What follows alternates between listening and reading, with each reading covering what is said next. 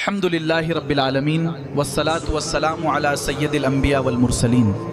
میرے پیارے اسلامی بھائیوں، آج میں آپ کو اسلام کی تاریخ کا ایسا سنہرا واقعہ سنانے جا رہا ہوں جسے سن کر مسلمان کا سینہ فخر سے چوڑا ہو جاتا ہے، آنکھیں نم ہو جاتی ہیں اور دل میں ایمان کی گرمی پیدا ہو جاتی ہے۔ یہ واقعہ ہے فتح قسطنطنیہ کا۔ وہی قسطنطنیہ جسے آج دنیا استنبول کے نام سے جاتی ہے، اس دور میں یہ دنیا کا سب سے مضبوط، سب سے دولت مند اور سب سے محفوظ شہر مانا جاتا تھا۔ اونچی اونچی دیواریں، چاروں طرف سمندر، لوہے کے دروازے اور ایسی فوج کہ بڑے بڑے بادشاہ اس کا نام سن کر کانپ جاتے تھے۔ لیکن میرے دوستو، یہ صرف ایک شہر نہیں تھا، یہ مسلمانوں کے لیے ایک خواب تھا، ایک مشن تھا، ایک نبی کی خوشخبری تھی۔ ہمارے پیارے آقا نبی صلی اللہ علیہ وسلم نے فرمایا قسطنطنیہ ضرور فتح ہوگا، کیا ہی بہترین امیر ہوگا اس کا امیر، اور کیا ہی بہترین لشکر ہوگا وہ لشکر۔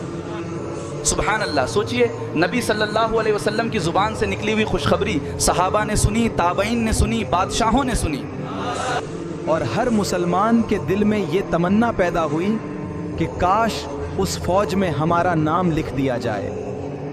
کئی سلطانوں نے کوشش کی، کئی لشکر گئے، کئی بار حملہ ہوا، لیکن قسطنطنیہ کی دیواریں نہ ٹوٹیں، صدیاں گزر گئیں۔ پھر اللہ نے ایک نوجوان کو چنا، ایک ایسا نوجوان جو بچپن سے قرآن پڑھتا تھا، نماز کا پابند تھا، گھڑ سواری جانتا تھا، تلوار چلانا جانتا تھا، اور جس کے دل میں ایک ہی آگ تھی، مجھے نبی صلی اللہ علیہ وسلم کی اس خوشخبری کا حقدار بننا ہے۔ اس نوجوان کا نام تھا سلطان محمد فاتح رحمۃ اللہ علیہ۔ جب وہ جوان ہوئے تو انہوں نے اپنی فوج کو تیار کیا، توپیں بنوائیں، سمندر میں جہاز اتارے اور قسطنطنیہ کا گھیراؤ کر لیا۔ لیکن دشمن کے پاس ایک بہت بڑی چال تھی، سمندر کے راستے لوہے کی جنجیریں ڈال دی گئیں تاکہ مسلمانوں کے جہاز اندر نہ جا سکے۔ اب ذرا سوچو، عام بادشاہ ہوتا تو ہار مان لیتا، لیکن یہ محمد فاتح تھے۔ انہوں نے کہا اگر سمندر راستہ نہیں دیتا تو ہم زمین پر راستہ بنا دیں گے۔ پھر اتہاس کا وہ منظر آیا جسے دنیا آج تک حیرت سے دیکھتی ہے۔ مسلمانوں نے راتوں رات لکڑیوں پر تیل لگایا، پہاڑوں پر راستہ بنایا اور پورے کے پورے جہازوں کو زمین کے اوپر سے کھینچ کر سمندر کے اس پار اتار دیا۔ صبح دشمن اٹھا تو کیا دیکھتا ہے؟ جن جہازوں کو اس نے زنجیروں سے روکا تھا وہی جہاز اس کے قلعے کے پیچھے کھڑے ہیں۔ اللہ اکبر!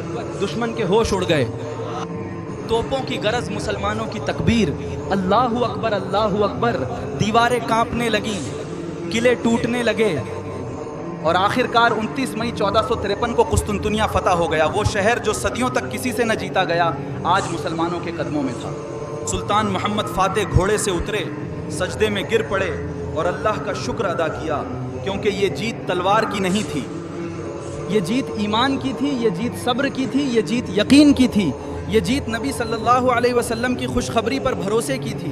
میرے عزیز دوستو، اگر ارادہ اللہ کے لیے ہو تو ناممکن بھی ممکن ہو جاتا ہے۔